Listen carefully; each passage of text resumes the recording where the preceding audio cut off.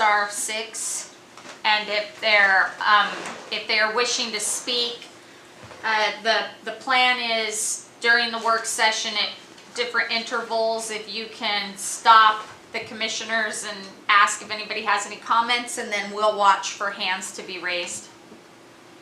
Yeah, because I can't see anymore. So it's 6 o'clock. So I'm going to go ahead and start the work session for to discuss the possible land sale uses, both public and private, of municipal lands, including but not limited to the Fort Raymond subdivision. And so we've been given a 47-page packet, which has a scope of work on the first page, many maps, and then our land, municipal land use and comp plan with a lot to cover. So I'm going to go ahead and ask for you to go over how they can contribute to the discussion tonight, just as a reminder for the commission as well as to repeat it for the public. Go ahead, Andy or Jackie. Madam Chair, so this work session is based off of a request from and direction from the council to discuss a possible land sale and land use of the Fort Raymond property, and within that also review our municipal lands plan. You'll see the packet does not include the entire municipal lands plan. We have discussed we want to be able to discuss what possible uses are for the Fort Raymond property, but what and if is approved or discussed for that area, what it could affect in underlying areas of the city properties that are owned. We do have multiple people, participants, so our goal is throughout the meeting we'll ask multiple times if anybody has any questions or wants to talk. We'll let them participate either by dialing *6 or raising their hand in the participation. And if you'd like me to, I can go through the scope of work, or we can decide how you want to do it, Madam Chair. Okay, could you repeat for all of us the exact directions that we were given by council? They wanted input from us, and it was specific, but we decided to look a little broader tonight. Yes, Madam Chair, there was a request which is included in the packet from the organization Chagachmute. They requested to purchase 3.31 acres of the Fort Raymond property. That was brought forward for discussion through the council, and at the discussion, council asked for further recommendations. At the very first meeting, they requested that we give them a layout of what possible uses the city could have for that land and what they needed, what requirements would be required.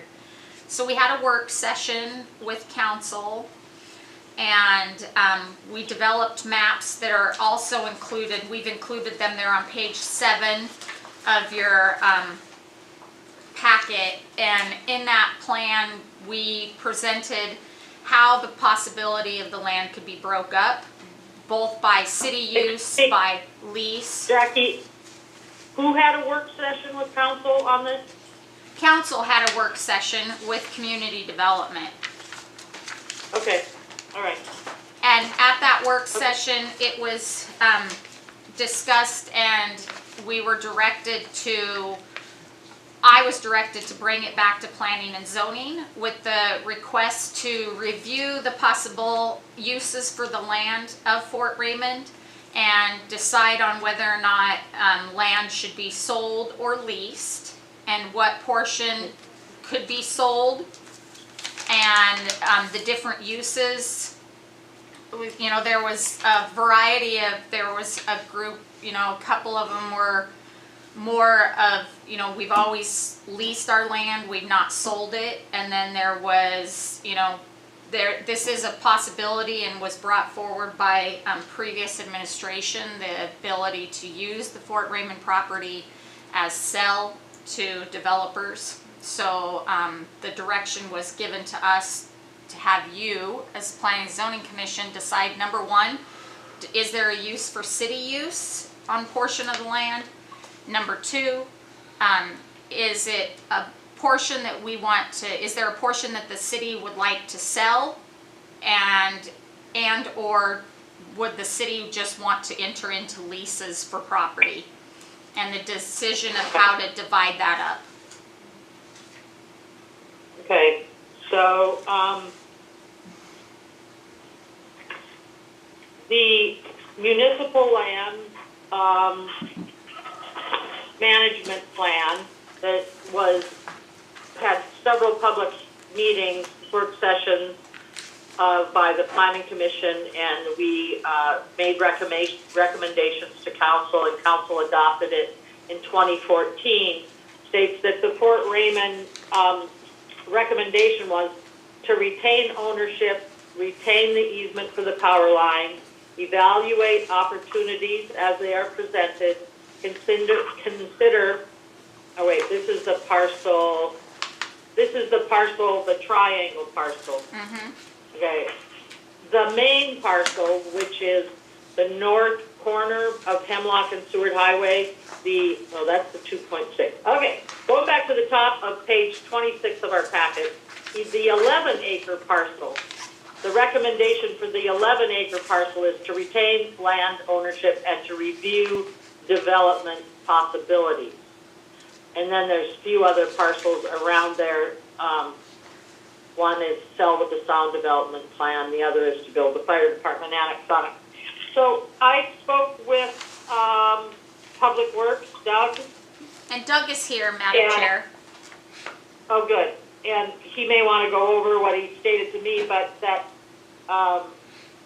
one of the plans that I know has been discussed several times is moving the Public Works shop off of 6th Avenue, and I believe that area is about 2.2 acres. Is that correct?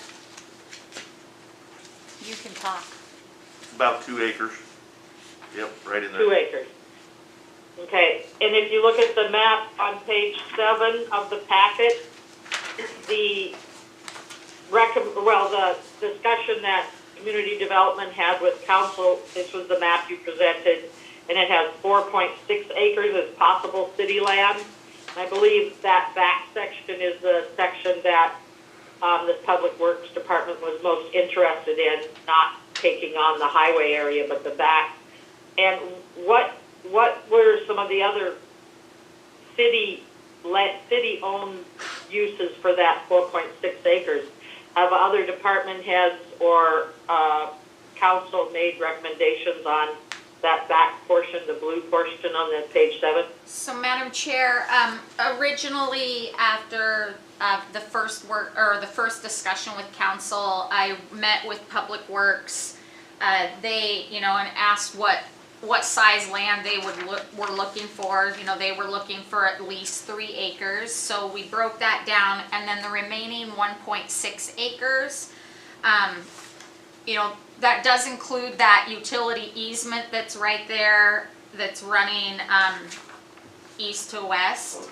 But there were 2 other smaller locations built into that 4.68, and the thought process was to work with the electric department. They do have a parcel outside city limits that they store their supplies on.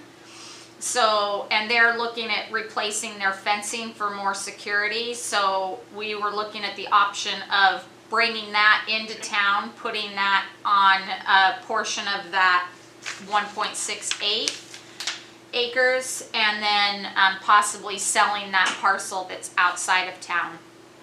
The other discussion is a city police impound lot that needs to be secured for impounded vehicles that could be put on that back portion.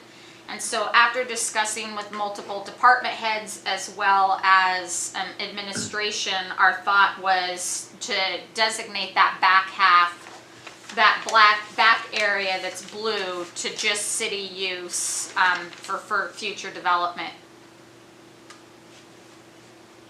Of primarily public works, not building a new Parks and Rec building or building any city-owned recreational facilities. But No, for Madam, primarily public works. Madam Chair, where the where the current Parks and Rec building is, there is an idea to move them into another facility that would, you know, it's one of those deals with Coast Guard. Once the Coast Guard builds type thing, maybe they go into that area, and then that would be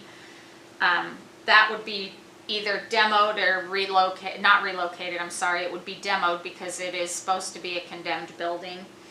And then the additional acreage would be used for, you know, the front half that's facing Sea Lion of that blue. An idea was to leave those trees the way they are for more of a sound barrier for any businesses that would be in the front half. Okay. All right, I'm gonna ask the commission if they had any other conversation that they wanted to share or input on the properties, on anything in the packet.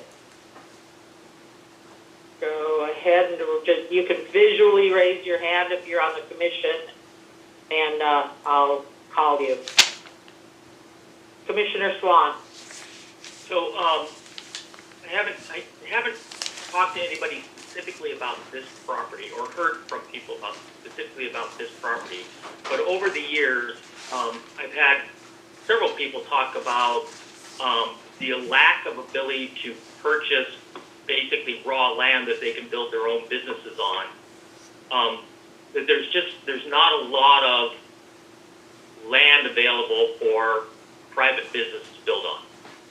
And I know from my personal experience, I've owned a business that was on public land, something I'll never ever do again in my life. Not that I'm going to build anything anymore, but after that experience. So I know a lot of people, like, you know, why would you build a business on land you don't own?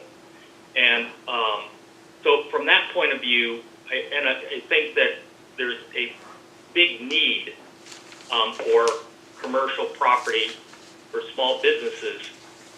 That people want to have their own property. You know, so that's something that I've kind of heard over a long period of time. So, and that goes along with what the commission and the council agreed on in the municipal land management plan, was that to sell this property. And so right now, the majority of this property, I think, in yellow is for possible sale or lease. But the municipal land management plan, the city council, the commission all agreed to that back in 2014. The people that I've talked to mostly are in favor of selling. And having the history with the city government that I've had, many times I've heard city officials, council members, administration say that the city shouldn't be in the position of a landlord, and I kind of agree with that. I kind of would agree that it should be sold, and I agree with what Tom's saying, that if somebody wants to open a business, they usually want to own the property that they're on. And Gary, did you have your hand up? Tom answered it. Tom answered it. Nathaniel, did you have input? Yeah, I just kind of very similar. I've heard people as well say that they would like to see the city sell off some of these spots here in the Fort Raymond area, but I just kind of wanted to make sure that we get on Public Works an area where they can move out of and kind of get out of the downtown area with their heavy equipment and, you know, into a more appropriate surrounding. I did talk to, the youth in the community. I've been subbing at the school, so I was working, last week for 3 days with, probably about 25 high school students. And, the majority of them were in favor of selling, and some of the things, other things they thought that should go on some of this property, of course. Some were far-fetched, you know, a dirt bike track and a go-kart track. But a commercial entity could buy one of these and put that in. I'm gonna call on Kelly before I go any farther, because she's got her hand up. So did Tom, if he wants to go next. Okay. Did anybody find out whether or not these properties were were floodplain properties? That was one of the big questions we had in the last meeting. Yeah, I believe there's, something in the packet from, Stephanie at the Bear Creek Flood Service Area Board, but Jackie, go ahead. Page 32 of the packet, we did speak to Stephanie, and Stephanie is on the line also if anybody has any questions for her. I do want to add one more thing. Phone attendees, if you want to raise your hand, it's *9. If you need to unmute, it's *6. I had those backwards, so I just want to make sure that they know. Okay. So, Stephanie, would you like to speak to this, or do you want me to? Was everybody able to find the memo? Yes. Sorry, I'm not at my computer. I'm on the phone tonight.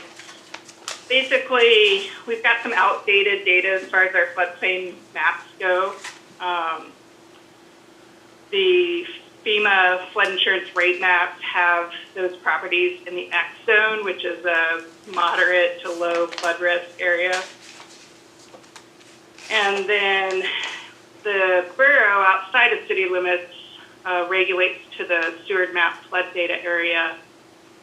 And that area, the Fort Raymond property specifically, has some historical flooding. I believe it's from the 86 and the 95 events.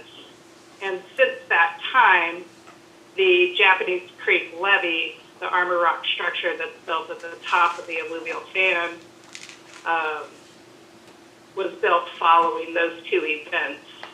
And then in addition to that, the armored section of Dick Graff Road, which is basically the paved section, that got added following the 2006 event.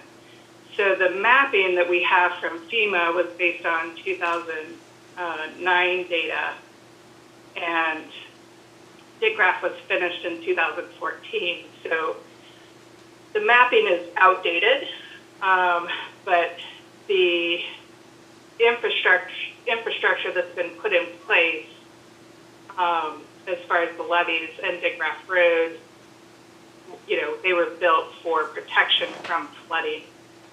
I would add that in recent events, we've had some ponding in the kind of northeast corner of that area.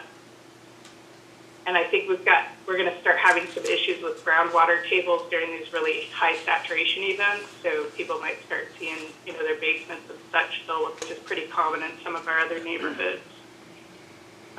So basically right now we don't have accurate flood hazard mapping as far as the 100-year flood event. We are hoping to get the Army Corps to provide us a new model of that area, but that's still in the works.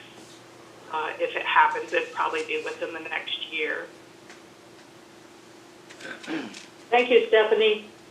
Kelly, does that answer yours, or do you have any follow-up?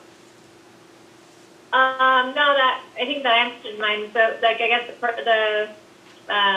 the concern was that they would not be able to build if it was in a flood zone, but the flood zone X is outside of that concern. Like, that's not going to cause any problem for them. I think we'll have to wait until they get on the line. Let me get the rest of the commission's comments, and then I'll ask if they have concerns about the X zone. Tom? So, I think it's a generally a good idea to set some land aside for possible city use, but, you know, the idea of trying to plan now for the, public works to move, I mean, we have no idea when funds or anything would be, it could be 15 or 20 years from now before the public works building is even in position. So, I mean, setting something aside quasi, maybe it could be used or maybe something else, but, you know, public works and even electric departments are generally put way, way out on the most unusable land, or the land that's least wanted by businesses, because having easy access, central locations and stuff are not that important for those organizations. Where this property here, the entire piece of property is very centrally located and is, you know, very much would be popular as a business park for, you know, private industry. And so, you know, I don't mind saying, okay, this is a great idea. I wouldn't want to, you know, as far as this 4.68 acres, but I wouldn't want to try and put something locked in with that concept.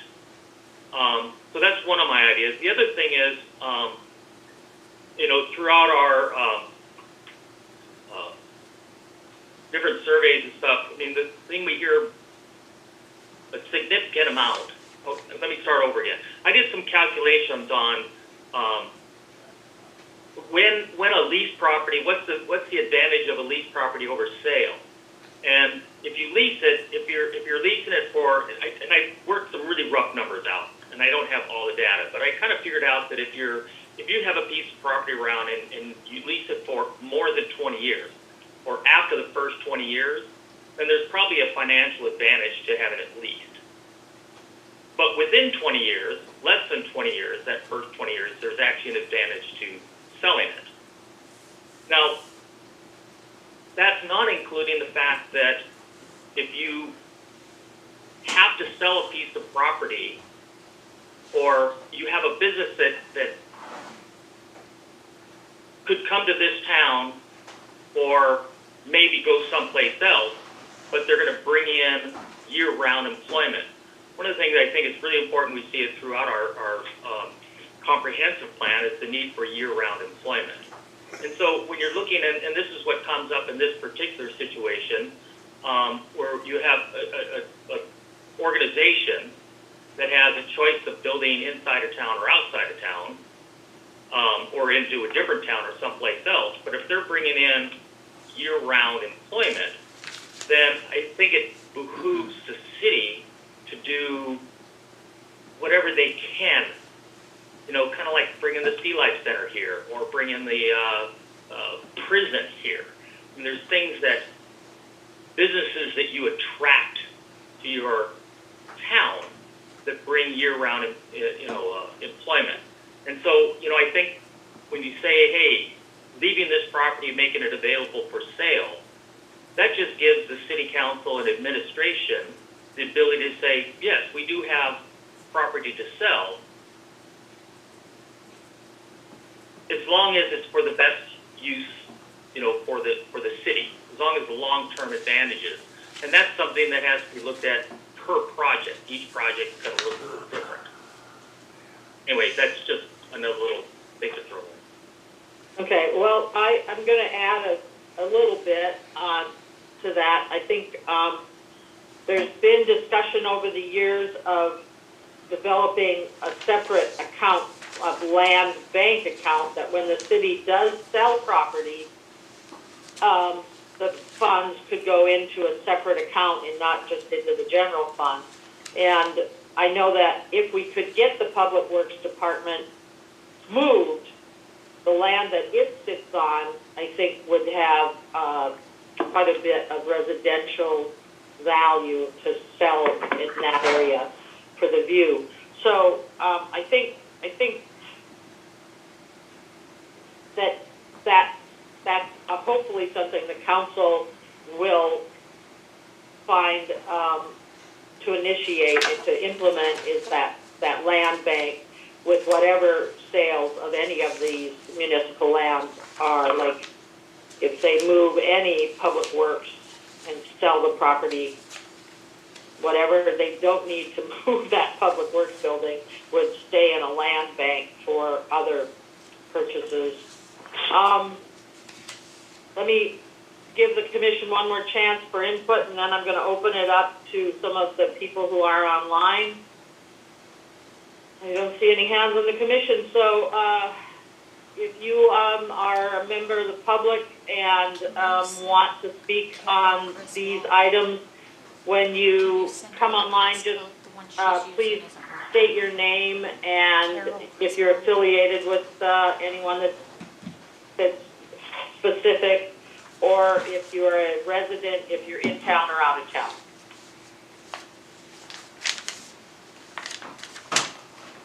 Are you wanting to speak? So, Doug would like to speak first. He's first on the list. Okay. Go ahead, Doug. Okay, just a couple of things that, looking through there, the council is very motivated to move the public works as soon as possible, to free up that land inside the residential areas. It's been a long, long time coming. They're wanting to fast track it. The hard part right now is just getting the Parks and Recs group to their new spot, which involves the Coast Guard and some other things going on. I certainly see that even with our down times, it's something that's a high priority for them. Secondly, the back half of that lot over there at Fort Raymond, it's a tough spot back there. You have the electric generation plant back there on the far side, more the northwest side. That would become more of a, where the sand, we'd put a sand building, some other stuff back toward that, and then electric would take over some more of that yard to sell their other yard. The idea is then you don't have someone right beside it trying to, when you start those generators up. It's just, we'd rather block it and make more of a sound barrier than worry about somebody else trying to get in there. So, I don't think that when you really look at it and you go back there and listen to those generators, it's right up next to it is not a spot you're gonna put somebody. It's best for a city for, like I said, the sand shed for our storage. We have lots of things that would be stored back there. And then the only other thing on the putting public works or these folks as far out as you can, and really our spot, if you're going to go far out, is going to be SMIC. And the problem you have, the further out you go with public works or any of these things, remember they're driving loaders and road graders down the road, which go about 15 to 20 miles an hour. The windshield time and the labor and fuel time you have makes it unfeasible. I just went through the same thing in Soldotna, and we had to pull them back in from where they were because the windshield time on those pieces of equipment is a lot. So just things to think about. There's always goods and bads, different spots, but I know council is very motivated. Several have talked to me to try to get something happening there. That's all I have. Thank you, Doug. Madam Chair, go ahead, I'm sorry. Okay, I did have one of the people at one of my talks mention that they did notice that those generators are really loud and that we should consider that when we are trying to sell these properties, that people should be well aware of the noise level back there. Go ahead, Jackie, and call the next speaker. Madam Chair, Angela Jan Vanderpool. Go ahead, Angela.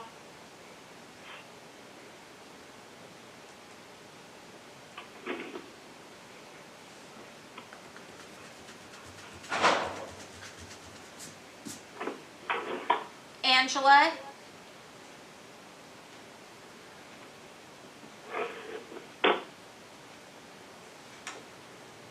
She's unmuted.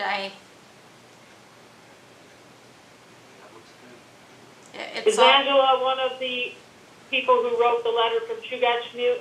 Yes, ma'am. Okay. Angela, I'm gonna leave you unmuted for a minute. I have somebody with the last four, or the last three digits of 514 that would like to speak.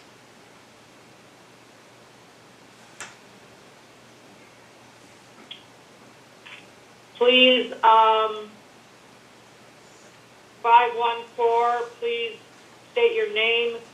*6 to unmute. Yes, Is that Madam correct? Chair. So, there you go. I see 514, you're unmuted. Could you state your name and address for the record? Angela Vanderpool with Chugach-Mute.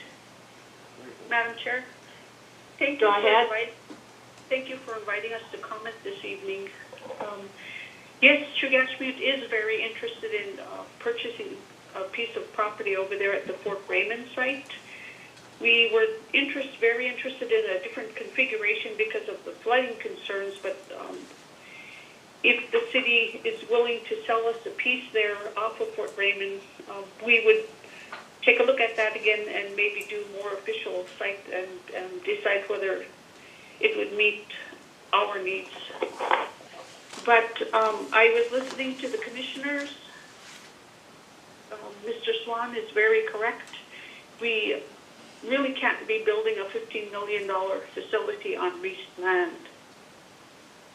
Our preference is to purchase land somewhere in Seward, and we intend to do that if we can find lands available.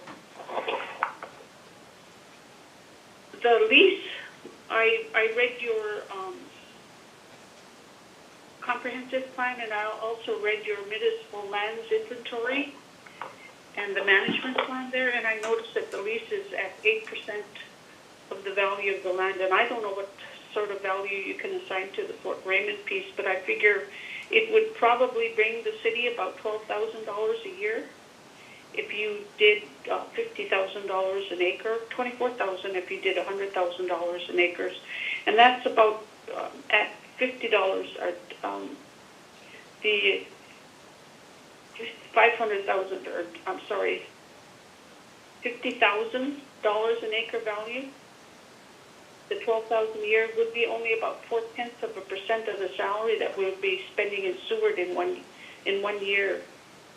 This is a big facility. We'll be spending at least $3 million in salaries. We'll have at least 40 professional positions to bring into the city. So I would hope that the city would consider that economic benefit to the city of Seward. I also looked at the goals. The goals are a perfect fit for Chugach-Mute and its healthcare business. We're very interested in expanding services to the people who live in Seward that we provide care for, including veterans. I noticed in the comprehensive plan there's talk of perhaps expanding health care to veterans, and we already have that infrastructure, and we already do that. We're happy to do that. So that's something that the city would not have to try to develop itself. Madam Chair, I think those are my comments. Thank you, Angela. Do we have anyone else that would like to speak at this time? Madam Chair, we have Carol Griswold. Go ahead, Carol.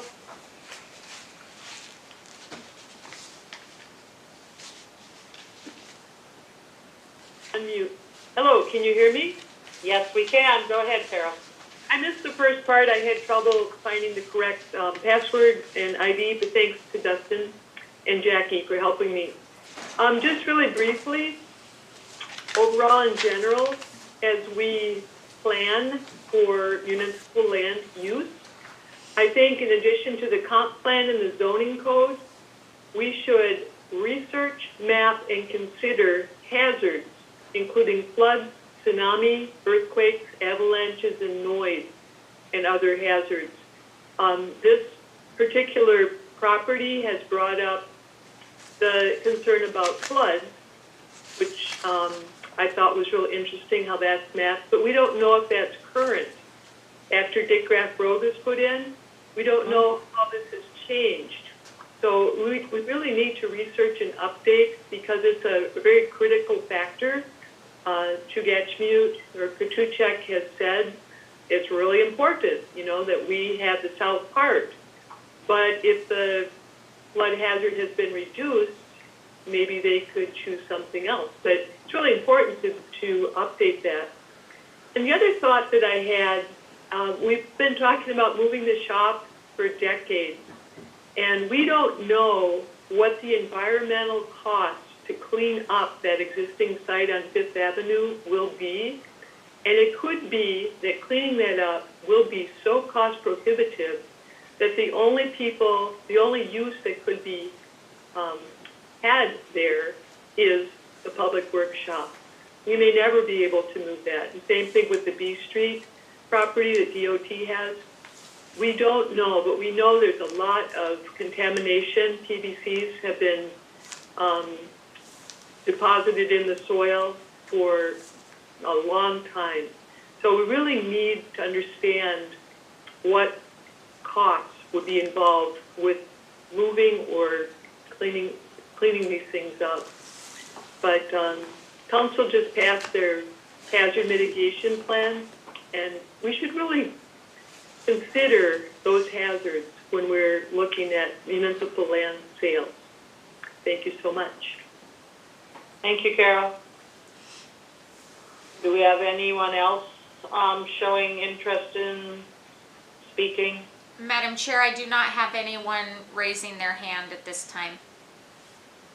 Okay, so I'll bring it back to the commission to see if there's any questions or comments regarding the speakers while we still have them on the phone. I don't have everybody on the screen right now. Tom Okay, is Tom, raising go his ahead. hand. Yeah. So just a couple comments to the different things. One is in this Carol's comment about the hazard and the cost of moving the public works building kind of goes back to where I said it's a great idea to take a chunk of land in Fort Raymond and say we're just going to hang on to this land for possible city use, but who knows what it's going to be, and maybe it works and maybe it doesn't, and maybe it changes in the future.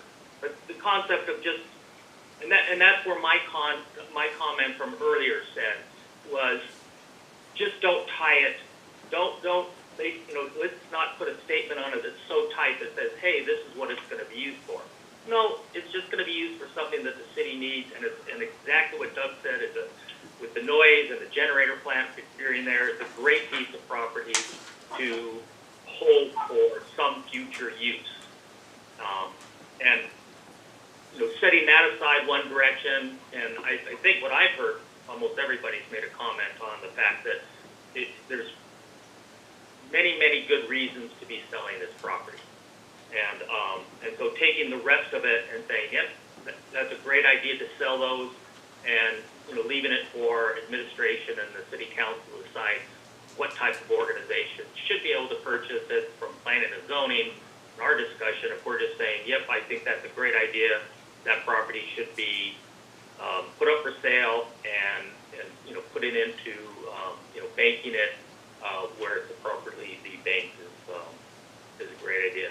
The other comment I want to say, just because Angela said something about, and I don't know, somewhere it's going to get down the line, someone's going to have this misconception that property inside Seward's worth about $50,000 an acre. I think that's a little bit on the low side. I'm thinking that a typical lot maybe $20,000, and you get about 50 lots in there. So I think that number's off. Not that it's going to change anything we're talking about. I just thought we should throw a number out that property is probably worth close to anywhere from $500,000 to $1 million. That 3.3 acres. The question I had was right on what you're talking about, Tom, was we have to sell city land at fair market value. So I would imagine we've done that, and we've got some sort of an analysis from somebody on what this land is valued at. Do you have that information, Jackie? Madam Chair, What's fair market value? we don't have the fair market value of the Fort Raymond property. I mean, we have the assessed value, but one of the things that has always been when we first started discussing Fort Raymond would be the process of, once it was decided what to do with the land, we would then have it surveyed and have it appraised, because it all depends on if you guys decide you want to break it all down into 9,000 square foot lots. We'd have to have that appraised. And so when somebody's coming to you and requesting to purchase 3.31 acres, then you build off of that, and we get that portion appraised, and then decide what you want to do with the remaining other areas. How does it want to be broke down? I mean, we had one council member say, break it all down into 9,000 square foot lots. And yeah, we can do that. I can put all the 9,000 square foot lots, but I can't tell you what they would be appraised at until we have an actual plan. Okay. I do have a question for Angela, and there might be somebody else from Chugach who has answers to this. But were there other properties in the Seward area, privately owned, that you have had conversations with or interest in? And I know that may be far off from the discussion, but is this the only piece of property that fits your needs, or were there others? Madam Chair, I will have Angela answer. Before I hit that, I do want you to know that during this process, we gave them both private individuals that had larger portions, at least 3 acres, and then we also broke down into 5 different locations that could work in city limits. So Angela does have her hand raised, and I think that is her number that I have allowed to speak. The 5. Angela, are you back on? Star 6 to unmute, Angela.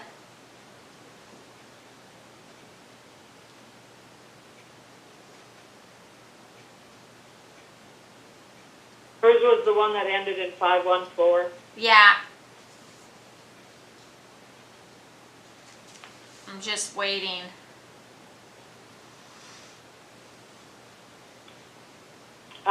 Star 6 to unmute. Angela from Chugach Mute, or is there anyone else from Chugach Mute that could answer the question?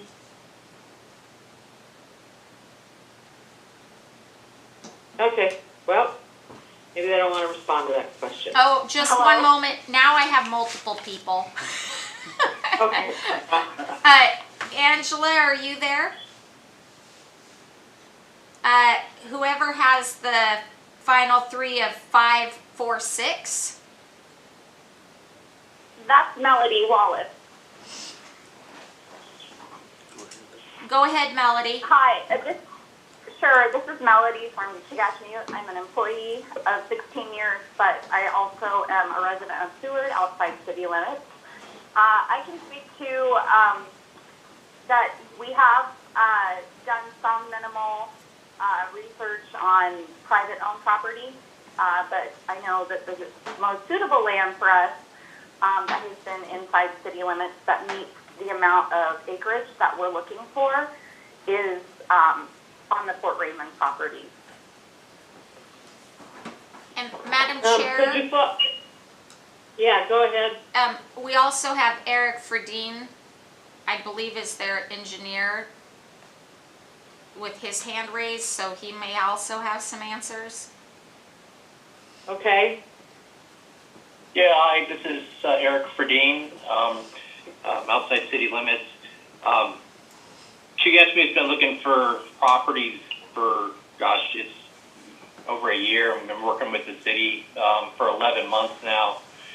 And they did they determined they needed at least 3 acres, and they need to be on city water based on the size of a facility like that. well and septic would be a challenge. So that was the criteria, and so they were open to all different options of private and public land, and I believe there was like 7 options that, working with Jackie, that were first presented, and then we narrowed it down to 4, and then it was narrowed down to the one property that you see there on page 14 was Chugachmew's preferred option of all the ones that were originally identified. And I would just add that, a lot of time and money has been spent in that particular piece of property with Chugachmew's consultants, and, this was prior to that new map, and I would like to request that the commission, consider this property in that new map, and I think it can still be a win-win, with the property north being considered for the city's uses, but, maintaining this southern lot is Chugachmew's preferred option, and again, they've already spent quite a bit of time and money to come to that conclusion with its board of directors and Indian Health Service and another consultant known as the Innova Group. So I would just put that out there. Madam Chair, Angela is now unmuted. She's able to speak and answer questions. Okay, but I'm going to just follow up with our last speaker, Mr. Verdeen. There's 2 maps, the one on page 7 and the one on page 14 are different shapes of a 3.31 acres. And the one that you mentioned on 14 breaks that back lot in, breaks it up, where the one on page 7 has that big long blue piece in the back. Did Chugachmew have issues with the new map on page 7, or would that meet their need? There are some issues with that. The preferred option is the one that they've been working on for 11 months. The new map was a relatively recent map that we weren't familiar with, and again, we put a lot of time and effort into the map on page 14. The map on page 14 is still preferred, and the 3.31 acres. What's shown on page 7, you've got roads that actually have right-of-ways and easements that do take up the actual use of that constructible area of that property that aren't reflected in that 3.31. And there was a lot of criteria and things that went into consideration of that that preferred lot, but it's still Chugachmew's preference to have that southern piece of property there. Madam Chair? Okay, well, I would give input that no matter what lot how this was divided, there would be roads that would need to take up portions of it, and I think we have a width limit requirement on our roads. Did you bring up something, Jackie? Madam Chair, I just want to point out that, yes, when Chugachmew started the process, the 11 months keeps coming up, but over that 11 months, it was not just discussing this one piece of property, it was multiple. And then on page 7, the areas that you see in red, especially the one that says 0.73 acres, we have a main water and sewer lines that run there, and so, discussing it and working with Public Works, these areas are mapped that way specifically because we do not want to build something over our main lines. And so those easements, or those right-of-ways, it's smarter to join it in and have it be a road than it is to build a $15 million building over the top of it. Angela does have her hand raised to speak. Okay, you can go ahead, Angela. Madam Chair, I apologize. I was having technical difficulties here. I wanted to respond to Mr. Swan. Yes, I did bring up the 50,000 and the 100,000 not knowing what the value would be. These were just estimates and to try to give the commission kind of an idea of how much you'd be collecting in lease payments if you apply your 8%. Also, Madam Chair, yes, we are looking at other properties, other privately owned properties, but we're really interested in something off of the highway, as close to where we currently have our clinics, because our benefits are familiar with that. It brings them into town. They could do their shopping after they've had their health care. So that's a valuable point for us. Thank you. Madam Chair? Could I ask Doug a question initially on the shape of the piece that the Community Development Department and Public Works Department wanted to kind of pinpoint for city? Why is that little jog down in the southeast corner? Why wouldn't it just go straight back there? Because that little south corner was one of the areas that Chugach wanted to, they had picked as far south as they could get to. I don't know if they wanted to go right up next to Aspen Lane or what, because when I spoke with Doug, he said Aspen Lane would be the entrance to that. If the Public Works Department moved there, that would be probably their main egress and ingress. So, Doug, why was that separate little jog of blue there? It just mirrors what's going on with the entrance road. There's two entrances. You have the one off the highway that is Aspen Lane, and then you've got a smaller entrance which would be, according to the plan we put in, would be widened into two exit lanes, one entrance lane, so it'd be a little bit wider. The problem we have is entrance and exit for big vehicles. We cannot come down the other end off Sea Line. We have all the school buses for all of our schools coming in that road. And we've already been told, no, that isn't happening. Trying to go out that, what happens... Widening Aspen Lane wouldn't be sufficient? Well, when you look at you can kind of look at the roadway on the red that comes down to a circle there and beyond. Yeah. That's where the driveway. That's where our biggest water sewer mains are coming right down through, and they come right up into that section, that blue section, and that's where the manholes and everything are. To get in there and try to build, and even you've got the lines drawn way out, but you're going to be back in a little ways with the setback and the easement. This would give a frontage road. This map on page 7 would give a main entrance exit, give a full frontage road just around the front. I could see a possibility of the back road to the west being able to, if Chugach was able to do their deliveries and everything through their lot and around that I think it's 0.34 acres. That's between, that could probably be added to it.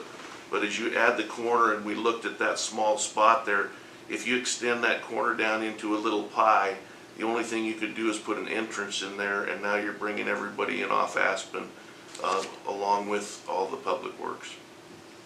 Madam Chair, we do have... Yeah, go ahead. Kelly ahead, Beth. Baker with Chugachamute has had her hand up for a while. Go ahead, Kelly. Hi, Madam Chair. I was just going to answer your question. It seems like Angela Vanderpool had answered your question with regard to the other lands that we had looked at, and so I'm good right now.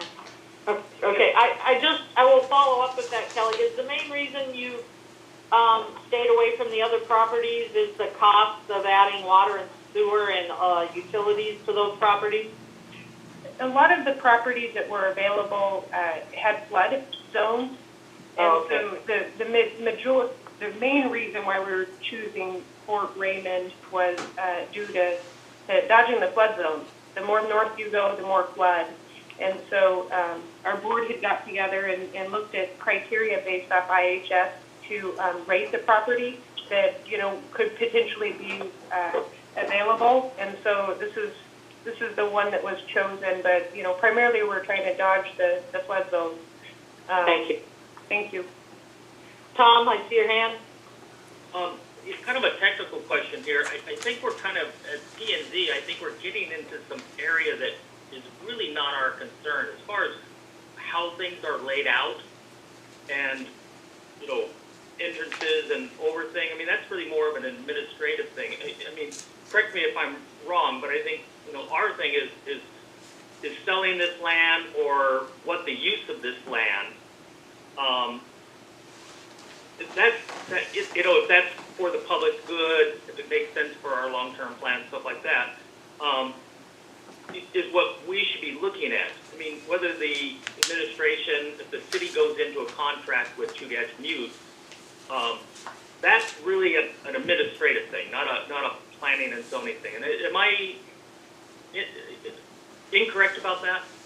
Well, Tom, my question regarding the roads and stuff were, one of the things we were initially waiting for was some sort of an idea what was under this land and could we use it. One of our municipal lands entry says that there's 3 city with a major transmission easement. So those kinds of things, if you've got, if you're going to sell something, you don't want to sell it over top of something that the city has to maintain. So in those situations, do we recommend they sell a piece of property that has 3 city wells on it? I've talked to Doug since then. One of them is abandoned. The other 2 are supposed to be abandoned. The main transmission line, we don't want to sell property that's going to affect that, or we don't want to sell property that that is the purchaser doesn't know about all of the ramifications, like the noise of the generator. So I just am trying to have full disclosure on why we would need that other entrance, and if it has major water lines, man covers, and all that, do we want to recommend that portion be sold or not? But I'm going to come back and say, is that a planning and zoning issue? On the municipal lands, we do take into consideration what is under the city-owned property, and if the city should retain ownership of it or sell it, yes. So I would think we need to to look at those things. And we may differ on that, Tom. And I think you're fine on that. And I think if we have issues like that, then those properties should not be sold, and they would not be sold, and it wouldn't matter if you're leasing them or selling them, won't make a difference. I mean, we're talking about some area here that if it's available for sale, we're not going to sell land that we can't sell as a city. I mean, if you can't sell the land, you're not going to sell it. I mean, that's not an issue we're trying to deal with here. Okay, so I don't want to go down it's okay, I don't want to go down a rabbit hole that's not our issue as far as where little things go and how, that type of thing, but there's other departments in the city that are very knowledgeable about that stuff. Okay, Tom, my question was, the map that Chugach-Mute has included that southernmost portion, and the map on page 7 didn't, and I just wanted to know why that was taken off, and Doug answered the question because of what lies under the property. And so that was my question regarding that. Okay. Madam so Chair. This is a work session. We can't make any recommendations, but we do need to come up with something that then we can have on a resolution at our first meeting in March. Jackie, go ahead. Eric Fradine would like to speak again. Go ahead, Eric. Thank you. Real quick, I just wanted to note that that southern property that's Chugach-Mute's preferred site, the parking lots can go over water and sewer mains, and it's correct, you can't put a structure over it. But the way that property is structured and the way the mains are, we felt that we didn't need a frontage road because that could be part of a parking lot, which would be acceptable to build over water and sewer lines. So I just wanted to address that real quick. Thank you.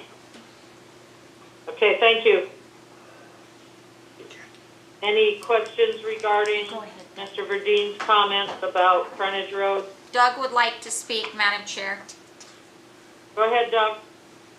I'd just like to say, I'm just actually thrilled that Chugach Meat wants to get in there. I think it's a huge thing, a great thing for Seward if they can.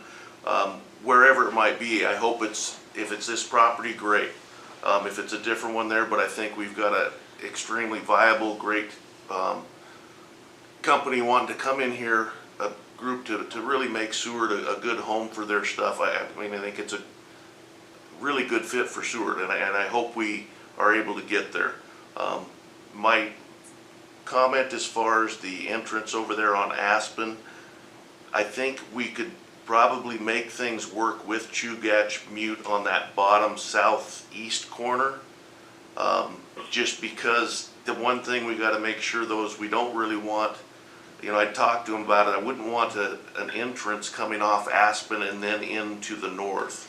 If they would still use that same entrance off the highway to get their own, they'd have their own separate entrance. If they wanted to park to the south, I think we could make something work there and be able to dress that up between the city and Chugach Mute to make a nice entry there. That's fine. But coming out of Aspen, if we're bringing all this equipment out Aspen and then we're going through all the traffic for Chugach Mute, or they're trying to fit in between us, I think that's our biggest concern with that smaller point. So I think it's something we can, have a few more talks with them to figure out what we can do to make it more suitable for them with our drawing combined with our drawing on 7 combined with theirs on 14. And I think there's some real ways we could make things work a little better for both. And that's all I have. I'm just thankful they're trying to do what they're doing. Okay, I did have a comment with regard to Carol's recommendation about that we need to research and map all the hazards because due to the new levees and Dick Raff Road, I don't really want another high water incident to just see if this is going to flood. I don't know how else we would research that, and we do kind of have probably some information that we could add about noise and avalanches to some document somewhere, but I think we've added noise about this land. We have as good a flood information as we can get until we have another high water incident. So I don't know what more we could add to this property at this time. So again, as I stated, we need to give community development some kind of direction on what resolution to bring forward, and I believe it would just be a recommendation on whether we should sell or retain or lease this property. Madam Chair, you do have a participant that would like to speak, Carol Griswold. Go ahead, Carol. Can you hear me? Yes, we can. Okay, great. So you mentioned, Cindy, we have information about noise and avalanche, but we really need to map out where the tsunami run-up zone is and any concerns about earthquakes and silt. There was a big concern putting the long-term care facility on Forest Acres property. I remember Dwayne Levan saying there's 1,000 feet of silt. The geotech work said you'd really have to stabilize any structure that you put here because there's solifluction. When there's an earthquake, it would just jiggle like jello, and you'd have to have massive engineering to make sure that didn't happen to the seniors in the long-term care facility. So they decided to move it. These are things that we need to know, as you said, to map all the hazards and for full disclosure. So okay. Then we can plan. So this land is good, that land's not so good. But we can get those tsunami run-up zone lines. Those are available. Yeah. And we can get geotech work to know how deep is the silt in these places. Okay, well, we are going to be having a meeting with the city council on setting our annual priorities. So, we'll see if they want to add that to our annual priorities. With regard to management of municipal lands. And it might be something we involve the Seward Bear Creek Flood Service Area Board with. Jackie, did you have a recommendation on what you were going to need to bring back to us for action? I do, Madam Chair. We've had a new participant raise their hand with the last 3 digits of 387 that would like to speak. Go ahead. If you're unmuted, state your name and address for the record. Arnie Hatch, can you hear me? Yes, we can. Yeah, sorry about the delay. I was trying to follow on my iPad, just couldn't seem to join from there, so I just called in. Anyway, I'd like to speak as a Seward resident and a 30-year consumer of the health care through North Star Health Clinic. I remember when it was first started and actually was involved in the original naming of the clinic when it started out. Basically, a small hole in the wall at the time, but it's come a long ways.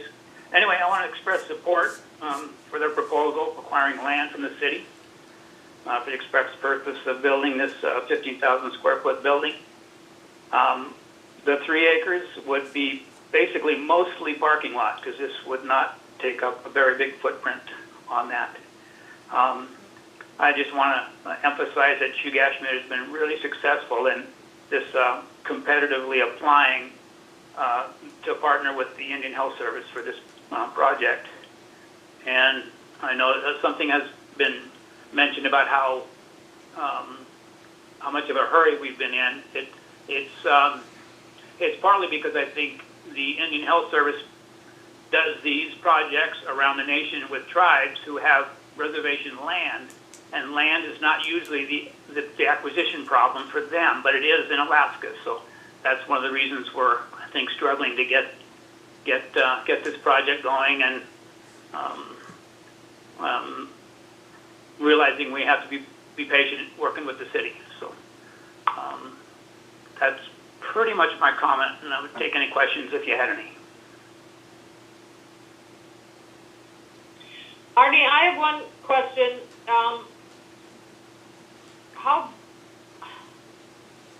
How do you see the increase in outside Seward utilization? I mean, are you held back by the size of the facilities you have now and could expand the service area with a larger facility? I think mainly we could increase the number of professionals that provide services. I think in Angela's letter, she expressed some of them would be itinerant, but it's just a slow growth in services over the years that we've been able to increase the number of beneficiaries seen. I think for a number of years we used to have AvTech students when a lot of them came from rural villages that utilized the clinic. That is still the case, although I don't know how that compares with what it used to. I don't know if that answers your question exactly or not. Madam Chair. Yes, that does. Thanks, Arnie. Go ahead, Jackie. Angela has her hand raised. Okay, go ahead, Angela. Madam Chair, Yes. I'd like to respond a little, provide a little more detail. Chugach has developed its health system in such a way where we have a hub clinic and we have professionals there. We have a physician, we have a pharmacist, we have advanced practitioners where they provide support to our 4 clinics that we serve in the region, the Chugach region of Alaska. We call it, that's 4 villages that are far from Seward. But we also provide services there in Seward, and bringing in more staff will provide more services to our beneficiaries in Seward, which includes the veterans, but we will also increase services to the 4 regional clinics as well. It's kind of a Thank you. complicated delivery, but it works for us. Okay. So, based on the municipal lands management plan, where some of the properties that have been recommended for sale, and even on this one it says, with a sound development plan. I'm not sure what all that includes, but I would question, and Jackie, you may be able to answer this, would this then, would a sale to Chugach include, then they would be paying property tax, and right now we're not collecting any property tax on this property? Madam Chair, as it stands, you know, clinic versus hospital type things, some of the research I've done, some clinics do pay property tax, some do not. And I think that would be, you know, through the administration, something that they would have to decide. It's not something that we would, you know, I think Okay. it's all based on how they are designated. Okay, I just, yeah, right now we're not collecting any tax on any of this property. No, Okay. we're not. All right, okay, so does anyone on the commission want to make a recommendation of, what the resolution should state that we're gonna vote on at our next meeting? Tom, go ahead. So, something down the line of setting aside approximately 4.5 acres of this property for future city use, with the remainder being made available for sale. Okay, do we have a consensus of the commission that, you know, whatever comes back to us, we can make amendments, we can add, please discuss what we've discussed tonight with your constituents and bring that discussion back when we open the floor for discussion after we introduce the resolution. But if we're all in agreement, that's what we'd like you to do, Jackie. All right, Madam Chair, we will put that resolution together. And because it's a recommendation to council, we won't have to have a public hearing on it, but we will have it incorporated in your guys' next March 2nd meeting. Okay. Is there any other business discussions regarding the municipal lands? Because we opened this up to other lands outside of just the Fort Raymond. Is there anything else in the municipal land management plan that piqued your interest that you wanted to add any information on? Madam Chair, I would just like to add that, yes, we're discussing this, but as you guys had mentioned earlier, we do have a joint work session coming up with council, and one of our goals for 2021 is to review and update this plan, so that would lead us in the direction of that also. Looking Creek Fire costs about $50,000 to buy. Okay, I don't know who that is that's speaking, but you might want to mute unless you did want to raise your hand and have comments. We're still in the work session. You see anyone, Jackie? Angela is speaking, or asking to speak. Okay, Angela. She's mute, there she is. Madam Chair, I'd just like to thank the commission for,